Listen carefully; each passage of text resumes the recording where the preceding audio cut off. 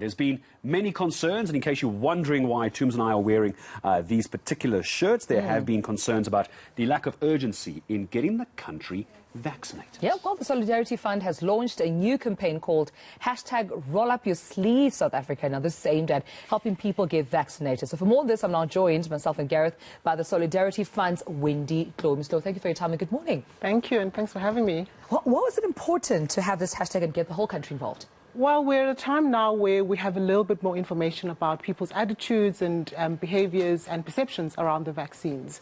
There are concerns and fears around safety of the vaccines, around how long it's taken to get this vaccine up and running.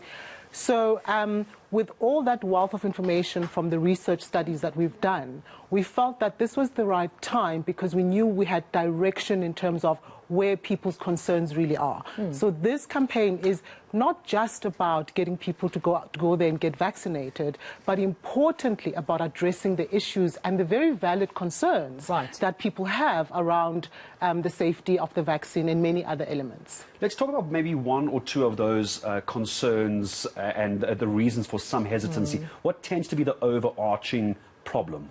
You know, the strange thing is, in all the research that we have access to and we have reviewed, about 2/3 of the adult population is actually intending to take the vaccine.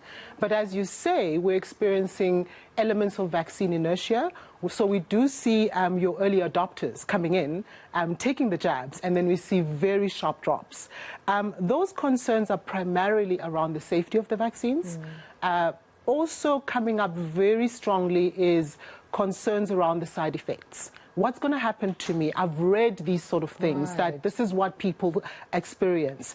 And then I think also just there's a lot of misinformation and disinformation, right, around social media platforms that our mothers, our parents have access to.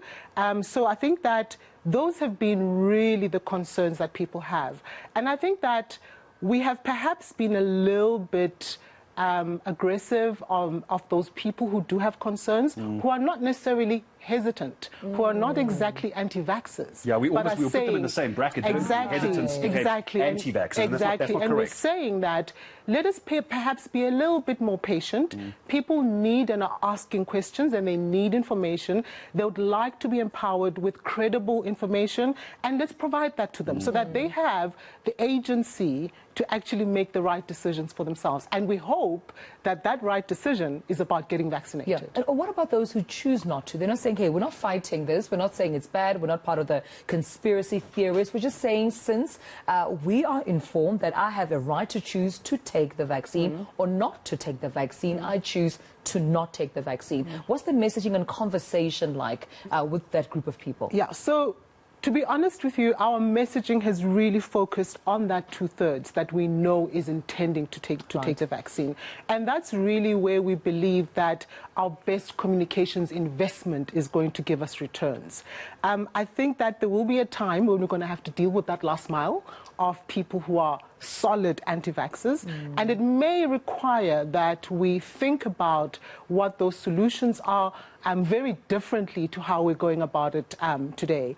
As you say, people have their rights, and I think that also, you know, we need to almost be understanding of both sides of the spectrum. But at the moment, our focus is really to say, those who intend to vaccinate, because you're saying you intend to vaccinate, here's the information that you need so you can make a proper and credible and informed decision, but get vaccinated today because we need to get as many people vaccinated by the end of the year. And the reason we're trying to do this as well as a country is not just get to herd immunity or reach a 70%, Wendy, I'm sure you'll agree, it's about trying to get our lives back to normal. I mean, that's got to be the, obviously, safety for people, health-wise, obviously, but it's to get back to normal.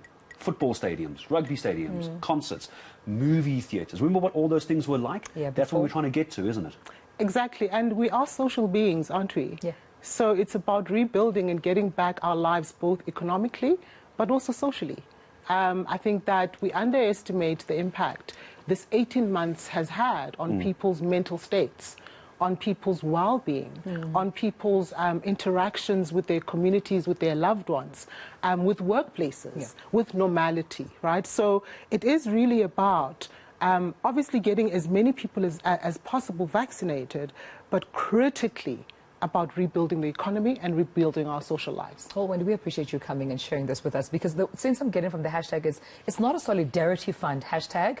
It's not a solidarity fund campaign. It's South Africans, responsibility. Everyone doing it together, making sure we all roll up our sleeves. Thank you so much for joining us. We're all matchy-matchy. Look at us. We are. Look at us. Musketeers. The three musketeers. Wendy, thank you very much. By the way, if you need a number to get more information, as Wendy says, it's all about data-driven decisions, really. Yes. The Department of Health's number. It's very easy. Here it is, 0800 29 999. Let me repeat it for you, 0800 29 999. Any questions, any concerns, you can give that toll-free number a call. Now, here's what's coming up for you.